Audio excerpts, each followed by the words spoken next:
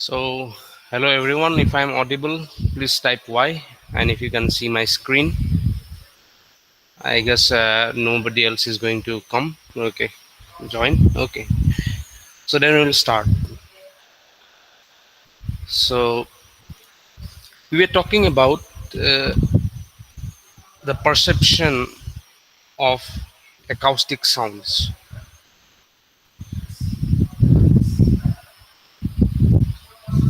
The perception of sounds and how to model it in signal processing and how to model this process that happens in our ear, basically this part, whatever happens in our inner ear, in the basilar membrane,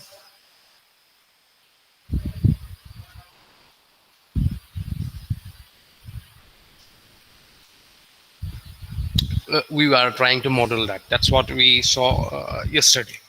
So what we found in the process is that uh, the basilar membrane, of course, at high frequencies, it does not vibrate across its entire length.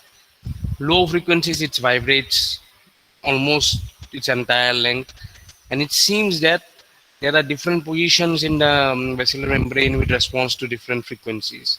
Not only the vesicular membrane behaves or vibrates differently with accordance to different frequencies, but it also has different positions at which it vibrates for different frequencies, and that is again neurally coded and transmitted to the brain, and the rest of the things takes place. The processing in the brain takes place to find out or detect which sound it is.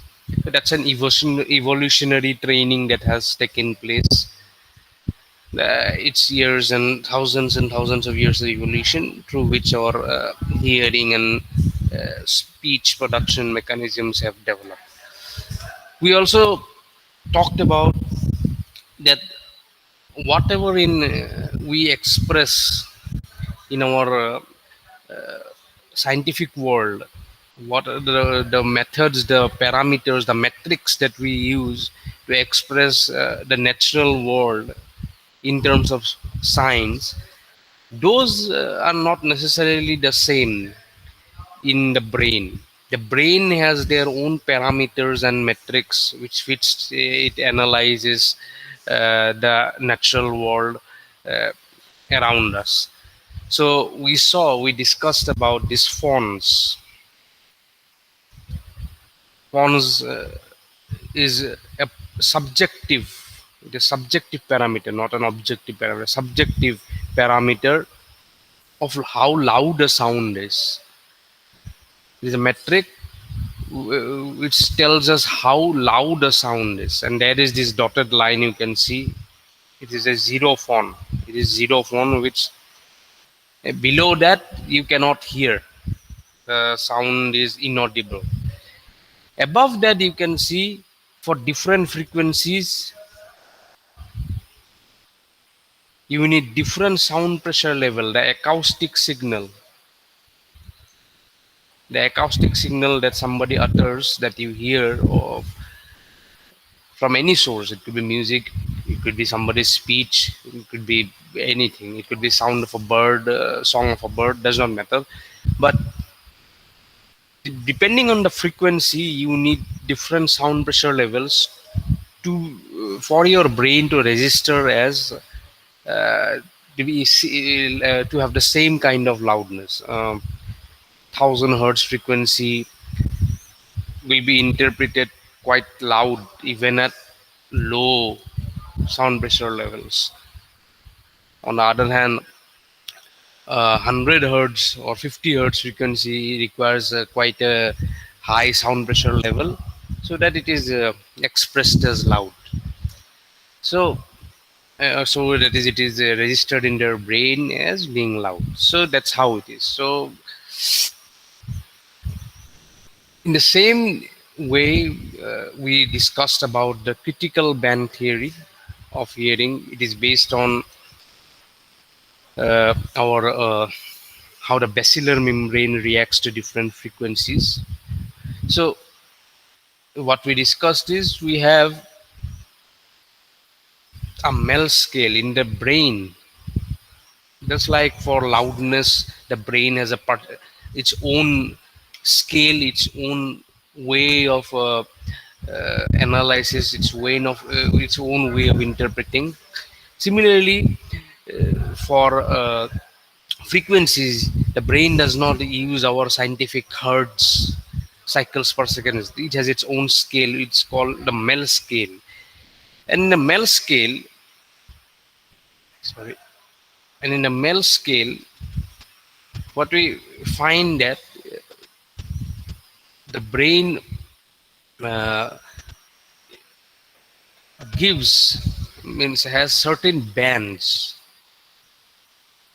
The brain means processes this frequencies in certain overlapping bands. Again, I made this mistake. Anyhow, certain overlapping bands.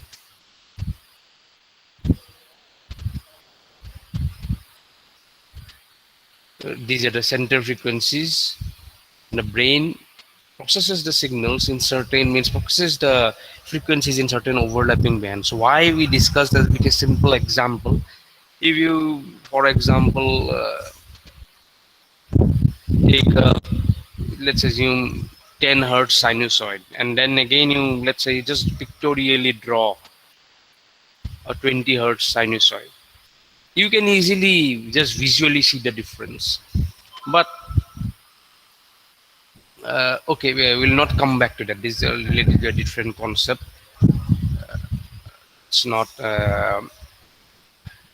confuse each other. Anyhow, so in the male scale, so it was seen that the brain processes these frequencies in certain bands, and the male scale is related to our analog scientific scale, Hertz scale, analog frequency scale, by an equation which we discussed.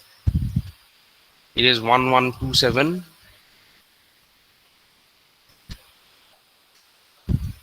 So frequency in male scale is equal to 1127 ln, which is natural logarithm of 1 plus f by 700, frequency of hertz by 700. So indirectly we can represent it as an exponential if you want to represent what is the analog frequency given your mel frequency. You can do the reverse mapping. So and this again you can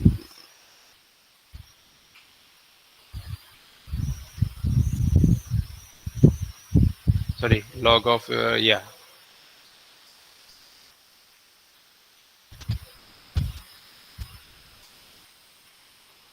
So you can represent again in our base 10 log of base 10, and then I think this comes out to be around 2595 or 2596, something like that. So this the way however you represent it in log 10 or in natural logarithm, this is the equation. So what happens is uh, let's take another page.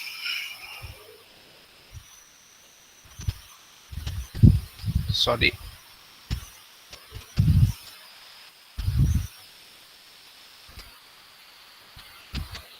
So we had our mel scale and we have our hertz scale. So we know that we found out that the brain processes or identifies frequencies in bands, certain bands, which we call critical bands. So something like this.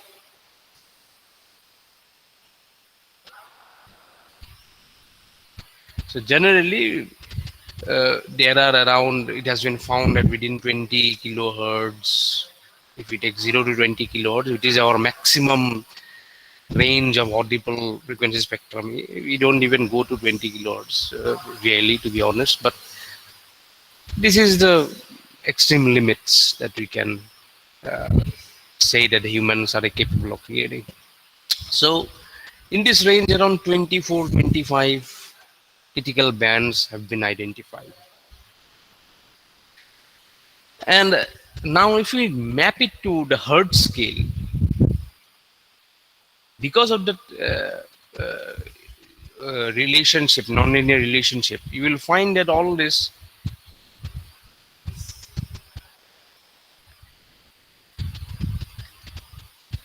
the equal bands in the uniform bands in the mel scale are no longer uniform in the hertz scale. The bands become wider and wider as the frequency increases. The higher bands become wider and wider. It actually looks like this.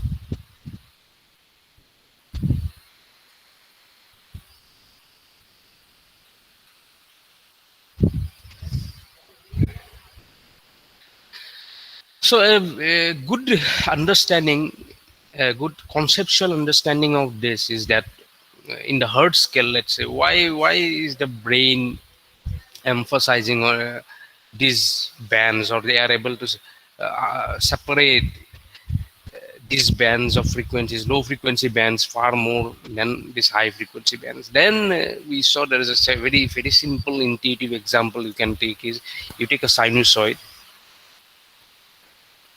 We are now talking about the analog hertz scale. Why we are trying to understand in terms of our scientific metrics.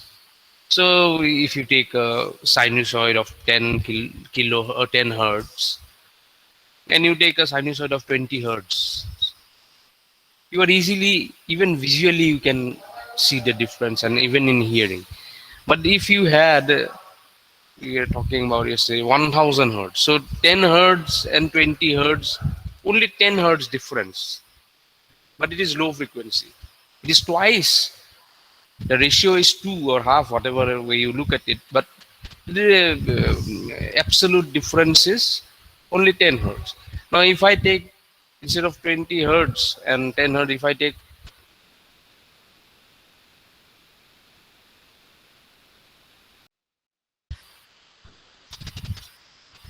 you will hardly, there is almost, it is almost impossible for anyone to say which one is which, even though there are absolute differences also, just 10 hertz. So as the frequency increases, you see, we are just visually, we are unable to figure out the differences. So most probably that is what happens in the brain also.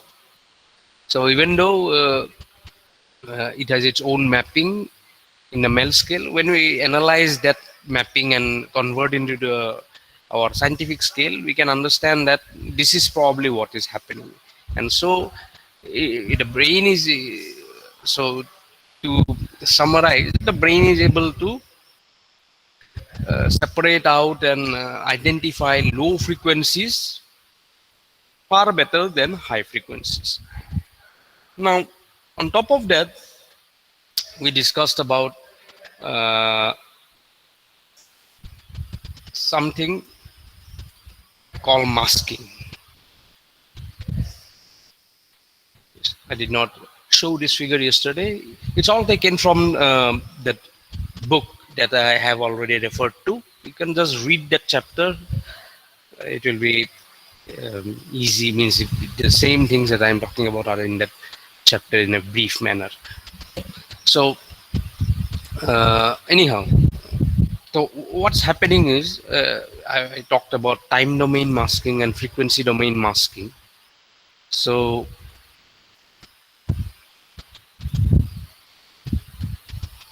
time domain masking, this could be time domain and frequency domain. Time domain means you are speaking a speech sound. Speech sound is not as an isolated set of words. It's not like when we speak, there is the isolated sounds.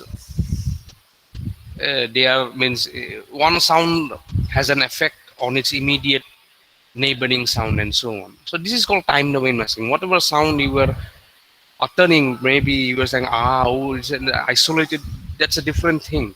But when you utter in a continuous manner, then each sound has an effect on the sound before it, whatever sound it is, on the sound before it and the sound after it. So this is temporal masking. The other form of masking is frequency masking, where we find that every frequency, particularly in the critical band, there is a central frequency in the critical band, and it tries to suppress or subdue the frequencies around it. Every frequency in the critical band, basically mainly in the critical band. In every critical band, there will be a central frequency, and it tries to subdue the frequencies around, both higher and lower. The higher frequencies are generally thought to be more subdued than lower frequencies. So we try to implement all these observations that we got from physiological and analysis, or from speech science, we call it, the study of the mechanisms of hearing and acoustics, the science of hearing and acoustics.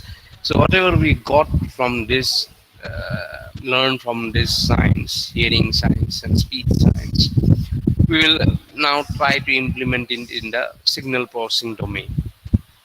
So how do we do it? So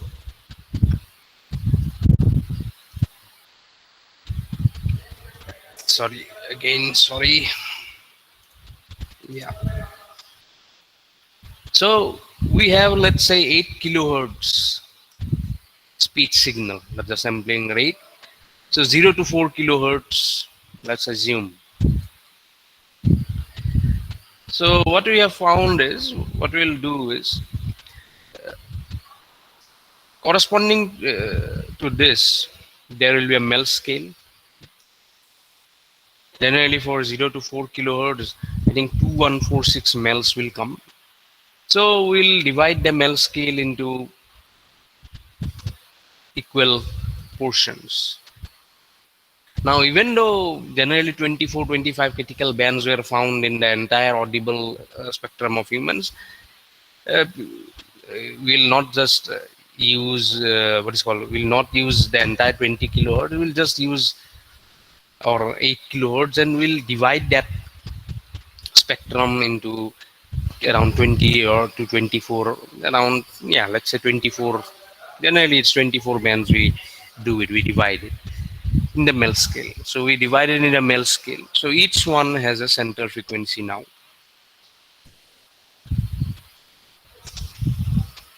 Each of these 24 bands has a center frequency now. These are mapped.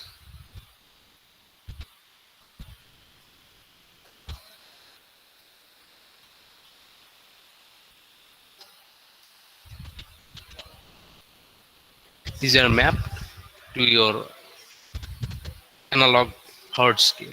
And then, this is one. We'll put triangular filters.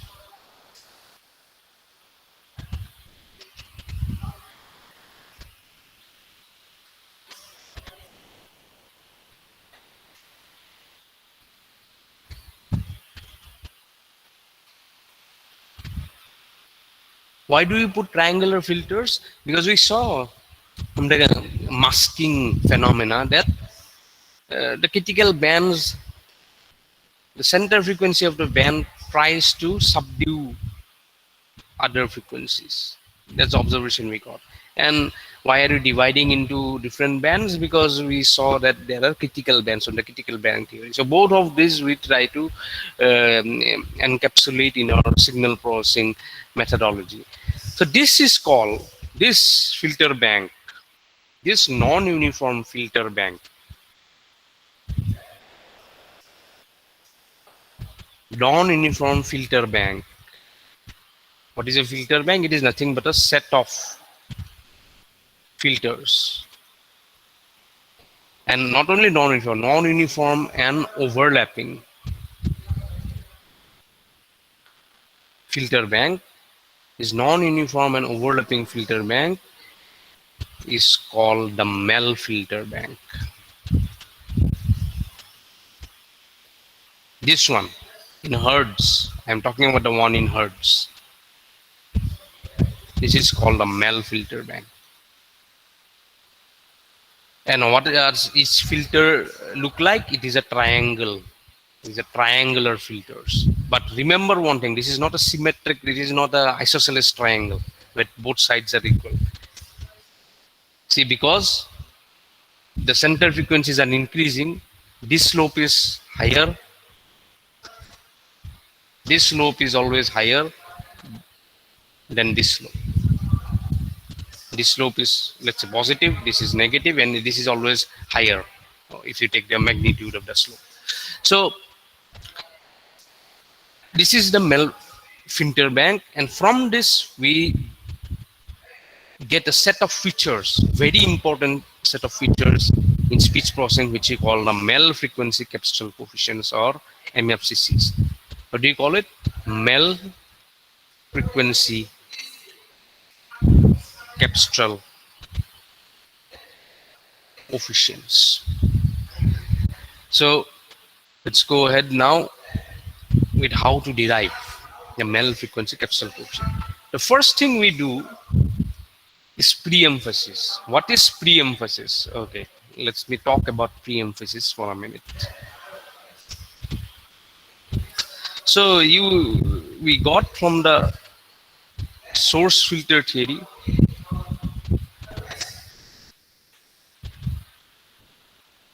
how is speech produced. Let me, okay, speech is produced by excitation signal, excitation source signal through a system, and this system has three parts.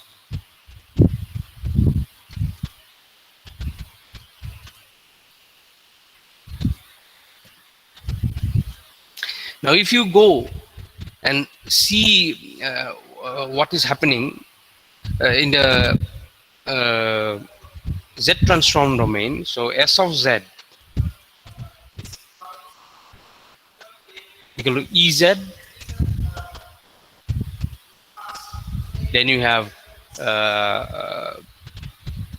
GZ, VZ, RZ, and these two, one is 1 minus 1 by 1 minus AZ inverse whole square, and this one is 1 by 1 minus BZ inverse. Oh, sorry, this is 1 minus BZ inverse. This is a high pass filter. This is a low pass filter. These are the low pass filter characteristics. Now, because A and B are nearly equal to 1, you can cancel these terms, these two terms. And finally, what happens is you get, you can say EZ, VZ, 1 by 1 minus A Z inverse, where A is nearly equal to 1. Where A is nearly equal to 1, close to 1. So what happens then if we do, this is called pre-emphasized space. So Sn, so this is Sn. You can say three terms are there, 1, 2, 3. Now, if this is Sn from, if we do Sz, if we say S dash Z equal to Sz, 1 minus Az inverse, what will happen? This will be Sn minus Asn minus 1.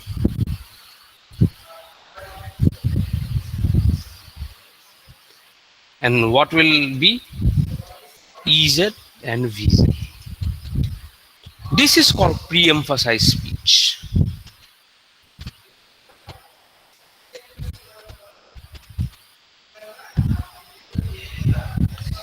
So generally what we do, we can take a equal to 0.98, 0.97, around something 0.95, or we can just simply think a equal to 1. So you have a speech frame or a speech signal.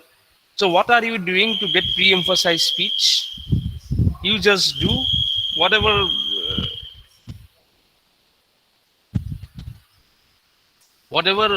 signals are there, or corresponding signals, the previous you just do a subtraction with a time shifted version of the signal only by 1 unit. So if you have your speech signal something like this, you do a time shifted version of this, time shifted or sample shifted, whatever you say, and you subtract that, and whatever resultant you get,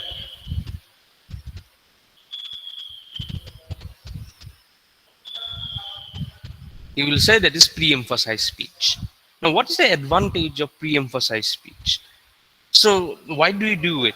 The first thing is that you see S of Z equal to now only EZ and VZ. So if you do LP analysis, linear prediction analysis, using S of Z and not S of this S prime Z and not SZ, then you see the advantage is that there was one term 1 minus AZ inverse, that low pass filtering term, that is gone, that is removed indirectly. So you have the transfer function of the system has only only this term. What is called? Yeah, the transfer function of the system has only this VZ term, only resonances. So if you are using LP analysis, for example, to find out the formants of the vocal tract resonances of the speech signal, generally people will first pre-emphasize the speech signal, that is subtract it from its time shifted version and use that signal to do LP analysis, because your 8Z for this signal is just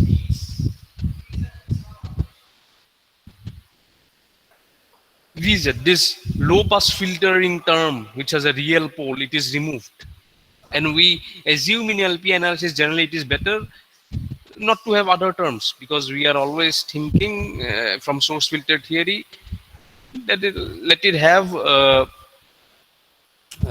what do you call poles, or its conjugate poles only. But anyhow, by removing this effect of this term, it has been found that using pre-emphasized speech, if you do LP analysis, the spectra that you get, the spectral envelope that you get,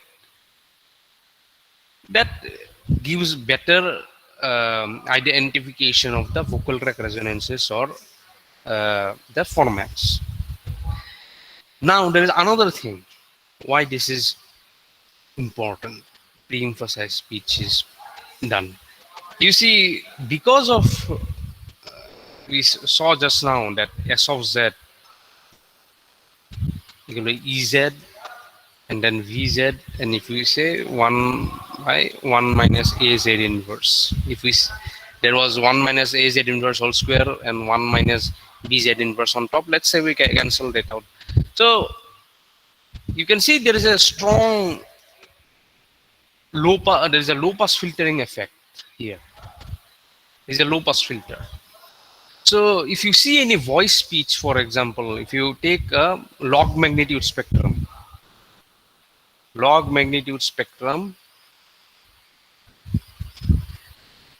so you will find there is a slope, strong slope, because of this low pass filtering effect. This slope is generally comes out to be minus 6 dB per octave. And what is an octave? Means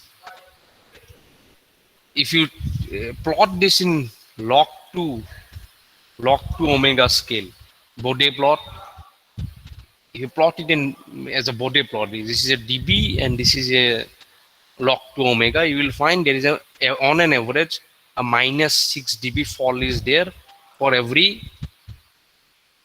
twice, every two times, every doubling of the frequency. It is omega naught something, omega 2 omega naught, that is minus 6 dB fall. This is 6 dB per octave fall. Please check this out. I have also forgotten a little bit about it. I hope I am right about this. But anyhow, there is a strong slope, and it is given by minus 6 dB per octave. I am a little bit confused about this octave terminology, whether it is twice every, whether it is doubling of the frequency or not. Check it out, just revise it once. We go through Wikipedia or something. Anyhow, so there's a strong slope. So we want to remove this slope because we want to find our information in the high frequency range also. So if we do this, if we take pre-emphasized speech or S of n, so this low pass filtering S does Z equal to 1 minus AZ inverse S of Z. This is a high pass filter. This turns out to be a high pass filter. 1 by 1 minus AZ inverse is a low pass filter. This turns out to be a high pass filter. So you are indirectly multiplying by a high pass filter and cancelling out the low pass filtering effects. So by doing this, whatever this high frequency spectrum was subdued because of this low pass filtering effects, we try to mitigate that. So that's the purpose of pre-emphasis. You can see from LP analysis point of view, and you can see from what we'll discuss now about Mel frequency capsule coefficients point of view. So what's the process? First, we have a speech signal. Now you can first frame the speech signal and then do pre-emphasis of each particular frame, which is just what is called subtracting time shifted version of the frame from itself. Or you do that entire thing once. If you have a, let's say 3-4 second speech signal, you do pre-emphasis one time, and after that you do framing. You can that saves time. It's a one-time operation, you can say, but it's not a big deal. You can do pre-emphasis later or after framing. It does not matter much. So here you did pre-emphasis, then you did frame, windowing the frame. You took the frame, and we have talked about windowing. Generally a dome shaped window you will take, or if you don't want to take dome shaped window, just rectangular window also you can take, but most preferred is any dome shaped window, Hamming, Anning, all that. Then we take DTFT, discrete time Fourier transform, and DTFT is implemented. You have revised, I am sure, signal processing basics. It was in your assignment. DTFT is implemented as DFT. Here we are showing in the equation DFT how it is implemented in a computer, but basically what we are doing is, for any particular frame which has n points, okay, n points, n samples are there, so s e to the power j omega, let's say Sn, that is the frame we are talking about. You already know what to do. Oh, sorry, Snm e to the power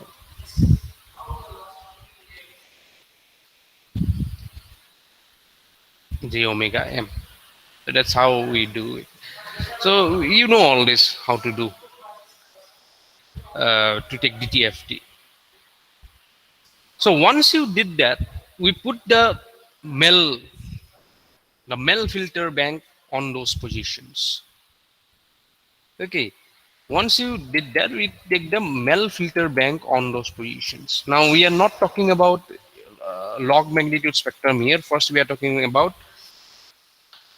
just normal magnitude spectrum. So let's do one thing. Yes.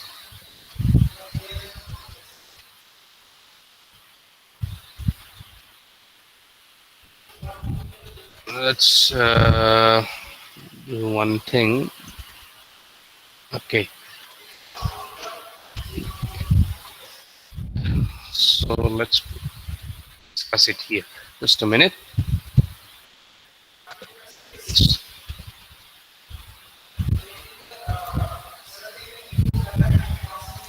So you have any particular frame you got where the frame is located centered around n.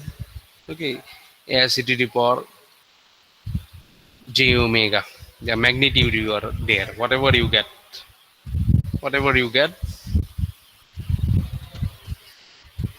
Of course, we pre-emphasize this. It will a lot of this will be removed and it will come up.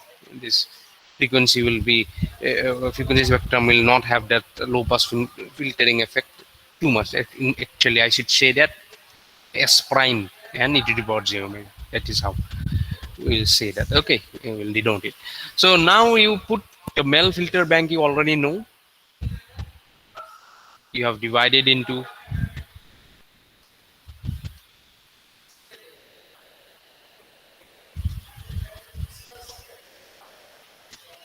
You have these different filters. Now take any particular filter. Okay, this is your, let's say, mth filter, M.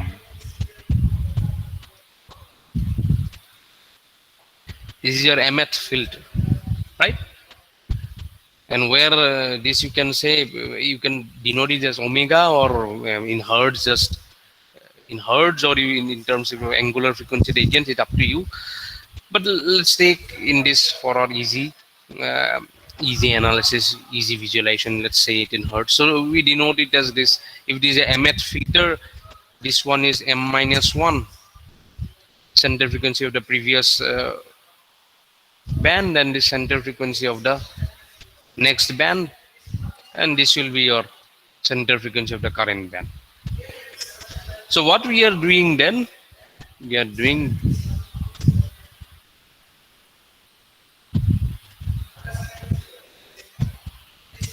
will multiply by the filter the frequency spectrum, that particular mth filter, which here it is denoted by hm. Okay, hm omega, you can say this is represented in dft. You can write in dft or dtft, does not matter. Okay, and you have this as this n e to the power j omega whole square, and these are frequency beams, but for us, so we can say this is a integration. In terms of the TFT, we can represent it as an integration, because this is DFT, we are representing as sum, because DFT has a finite number of frequency beams. But in mathematical terms, we should actually represent it as minus pi to pi Sn dash e to the power j omega whole square is hm omega and d omega, something like that. So this is called the energy or power spectrum. If you take the square of the magnitude, if you have the amplitude spectrum and you take the square or magnitude spectrum and you take the square, it is called the periodogram or the power spectrum.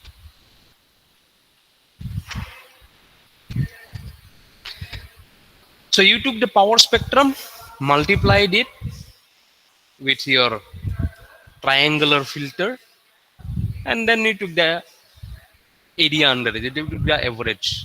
So how is this triangular filter given? Here again, in terms of DFT beans, it is mentioned, frequency beans. But the basic thing is you are trying to find the equation for f m minus 1. This is your fm. Let me, let me draw another one. So what are you trying to do? You're trying to find two equations. These are fm minus 1 fm plus 1. You are trying to find the equation of a straight line for this, and equation of a straight line for this. You know the value here is 0, the value here is 1, again 0. You know the indices. You can find what equal to y equal to mx plus c, what will be the line, and what will be the y equal to mx plus c, what will be the line here. So you can easily find it. So it comes out to be like this. See below the beans, it is mentioned here as beans, but we will represent it as analog. If f is less than fm minus 1, obviously that triangular filter, that emmet filter has nothing outside. Again, above fm plus 1, nothing. And in between that, this is the equation of the straight line for this part. This is the equation of the straight line for this part. So that's how we get the filter. We represent it. It's a simple filter, triangular filter. You multiply with the square of the magnitude spectrum. Take the area under the curve, which is actually the mean of the power spectrum for that region, defined by the triangular window. And so, because we have now 24, we had a bank of 24 filters. The Mel filter bank had 24 filters. So, what will you get? You will get 24 values.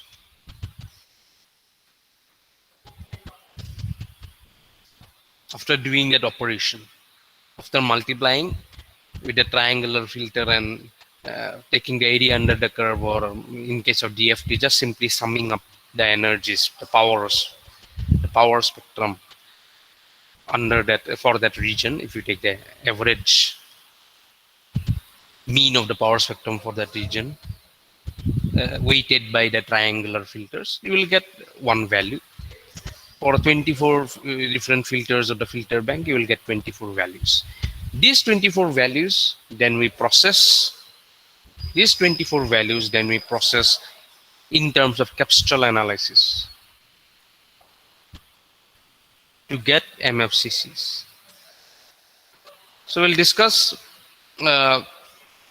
about this. There's only 2-3 steps left. We'll discuss about it in the next class. So that's it for today's class.